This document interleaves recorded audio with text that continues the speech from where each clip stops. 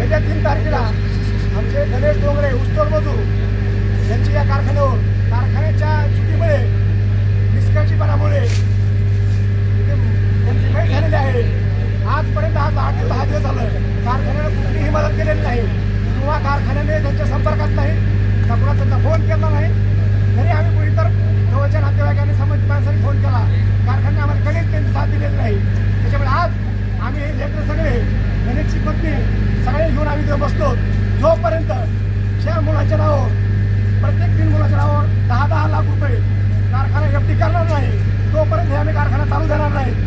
ह्या कारखानदारांना ह्याचा आमचे हे इशारा म्हणून सांगतो त्यांना तरी नोंद घ्या. तात्काळ आम्ही मेलो तरी चालतो. जसा गणेशला ह्यांनी मारलं तसं त्यांना कारखाना मदत कशी करायची हे 3 लेकराचे नेली वाट लावा. त्या 3 लेकरांना ती मारून टाका. तुमची जर भगवली असेल, तुमची कारखानदाराची मोठी असेल, अहो तुम्हीही कारखानदार असो, तुम्हाला असल्या तर तात्काळ इथे लक्ष द्यावा. इथे संबंधित सर्व प्रशासनानं तात्काळ याच्याकडे लक्ष देऊन ह्या लेकरांना मदत मिळवून द्यावा.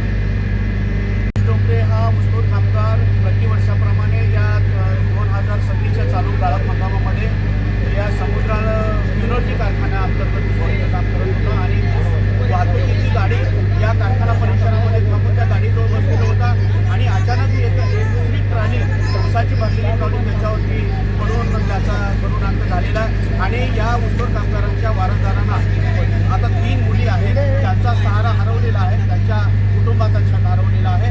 आणि आमच्या संघटनेच्या वतीनं आम्ही एकच मागणी करू इच्छितो की जे काय या कुटुंबातील ज्या काही 3 मुली आहेत त्या 3 मुलीच्या प्रत्येकाच्या नावावरती 10 लाखाची आर्थिक मदतीची कुटुंबाची मागणी आहे. त्याच पद्धतीने आमच्या संघटनेची देखील मागणी आहे आणि या साखर कारखान्यात